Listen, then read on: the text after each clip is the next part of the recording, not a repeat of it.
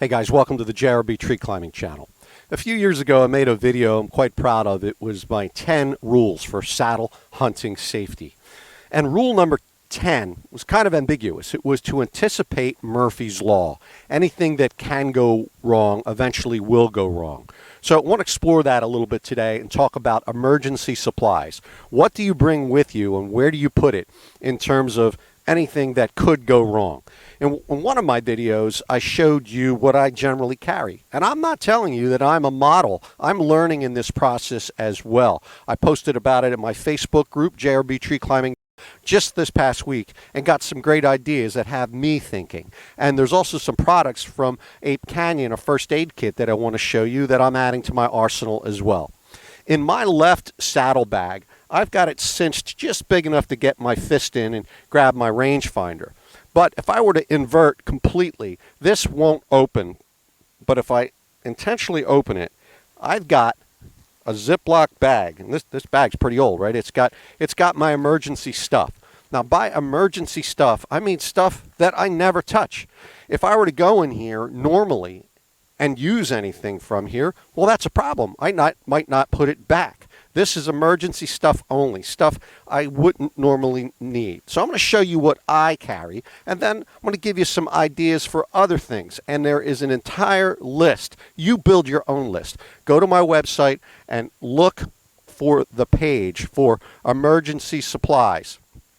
Let me just show you what I bring. So here's an 8-foot length of 6mm TRC hitch cord. I actually formed it into a Longhorn, just so I am ready. If I ever need to tie a friction hitch quickly, I can do so.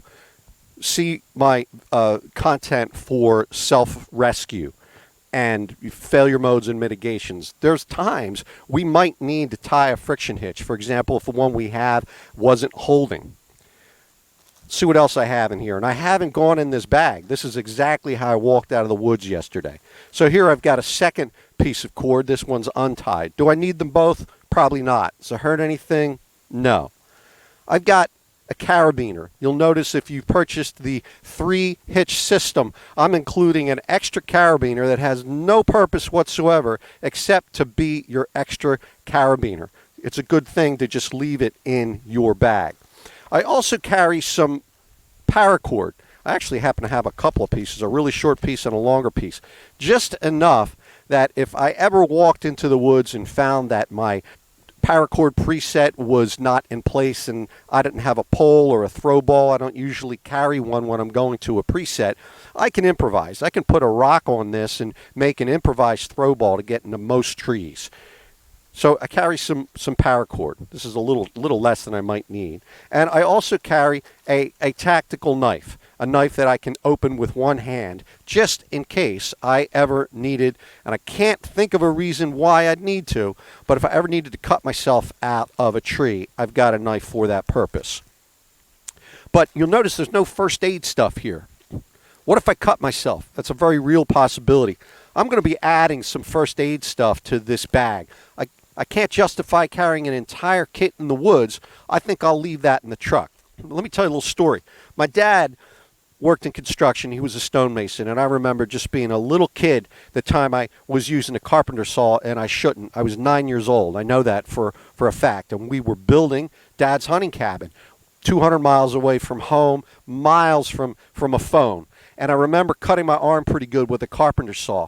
My dad comes over, whips out his wallet, gets out a couple of Band-Aids, pinches my skin, puts the Band-Aids on, puts some duct tape around it, and says, let's get back to work. I mean, I did need some stitches, but thanks, Dad, for the lesson. Since that day, I always have a couple of Band-Aids in my wallet when I go anywhere. We're never standing in front of a medicine cabinet when we cut ourselves. So consider that. But what if my wallet wasn't accessible? I generally keep it on a side pocket, so it is. Should I have some bandages in my kit? Probably. So let me show you something here that I just got from Ape Canyon. This is an individual first aid kit, and I haven't unpacked it yet. I'm going to unpack it, but I got some ideas from this and some stuff that's in it. So pardon my reading glasses, but this is a 228-piece IFAK, individual first aid kit. It's got bandages, gauze, alcohol prep pads, burn dressings, anything from minor cuts to serious injuries. It's got gloves, scissors, tweezers, folding knife, flashlight, even a multifunction credit card tool for real-world versatility. It's got a poncho, emergency blanket, CPR mask, and survival bracelet. I haven't opened it yet, and I thought that'd be fun. What I'm going to do is I'm going to open this kit and see what's in it, and I'm going to decide if I need to carry any of this gear with me, or if I want to leave this entire kit in the truck, or if, for example, let's say you're on an expedition where you're going in deep or you're camping. You might be staying somewhere for a couple of days. You're going to want to carry this with you in your backpack. It comes in different colors. It's like all sorts of attachment options for attaching it to yourself or your pack or whatnot. I went with orange just because I'm never going to have it exposed. I want to be able to find it if I dropped it or whatnot. So I'm going to take you over to my patio table, and we'll see what's inside of this. And then I got one more thing to show you. Okay, I took it all apart, and I think I can put it back together. I lined up everything in the compartment that it belongs in. It's got a contents card which talks about the bandages and pads. It's got supplies. It's got sterilization and survival stuff, and that's a good checklist for you. But let's just take a look at it from top to bottom. So I didn't take that out, but that's got an integrated compass on it, liquid-filled compass. So I think that's the bracelet with the compass. These are glow sticks. Cool. There's the scissors, a triangular bandage, looks like a sling. This is the emergency poncho. Here I've got more gauze and bandages I didn't take out. This is the emergency blanket, burn dressing, alcohol pads, and just tons of stuff. I'm not going to open this. It's got all kinds of bandages and stuff, right? I'd only open that in an emergency.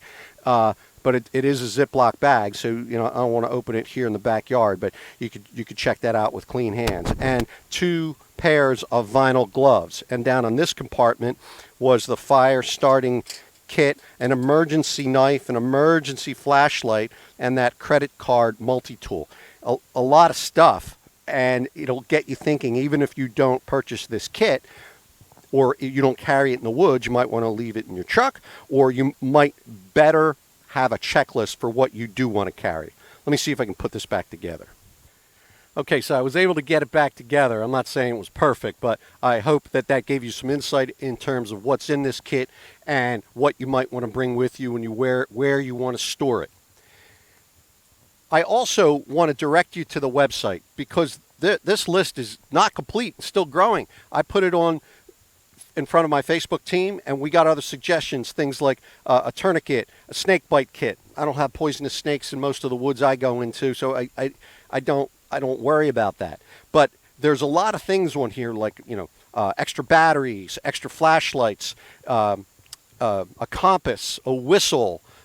It gets you thinking about location sharing, a phone battery pack, everything that could go wrong. Think about that. Make your own list and use my emergency supplies on the website. And so just for bonus points, I can't call this an emergency supply, but I do keep it with my emergency gear. I don't use it all the time. It's not in the bag. It is an 8-foot length of webbing tied with a water knot.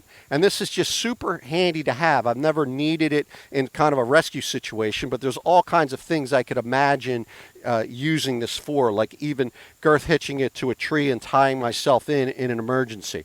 But what it really does come in handy for is if you ever have to improvise and build a sling. For example, let's say you're dragging a deer up a really steep hill. Well, I can use this sling and that carabiner as a pulley to build a mechanical advantage system. I'll show you how to do that in the future. The other thing that this is super handy for is an emergency deer drag. When I'm hunting fairly close to the truck, or where it is my plan that I'm going to go back to the truck and get my cart after a kill, well, I'll just leave my gut kit in the truck because I know I'm going back there. And so think about that. You take a shot, you locate your deer. I can put this around its neck to drag it out of a thorn bush and tag it and leave it in a safe place, mark that location. Then I head back to my truck. I drop off all of my gear and I come back with my gut kit, but at least I had a drag with me. Just food for thought. It's so small, right? It's so small, but how handy is that and how versatile is that tool? Make your own list, think about where you're putting everything, and be safe. Murphy lives amongst us. Thank you.